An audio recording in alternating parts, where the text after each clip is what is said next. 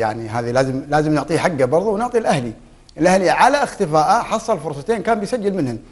نجي للاعب الكوري هيونغ وفرناندو وديلغادو. يعني يمكن ريكاردو اوليفيرا اليوم مش في الفورمه، مو موفق بالفرص اللي حصلها للتهديف.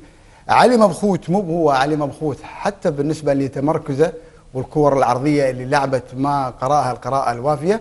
فبالتالي السلبيات اللي موجوده في نادي الجزيره بما يخص التسجيل، لان اللعيبه هم نفسهم لغايه ما جابوا الهدف الثاني، ومن ثم استبدل دياكيه بسبيت، ومن ثم فرناندو على ما اعتقد بعبد الله قاسم، والاخير سلطان برغش. فاللعيبه هم اللي قالوا كلمتهم في الشوط الثاني، وهم اللي غيروا صوره الفريق الحقيقه. طبعا السيد يعني بوناميغو ما عمل شيء؟ لا، بوناميغو عامل، مش بوناميغو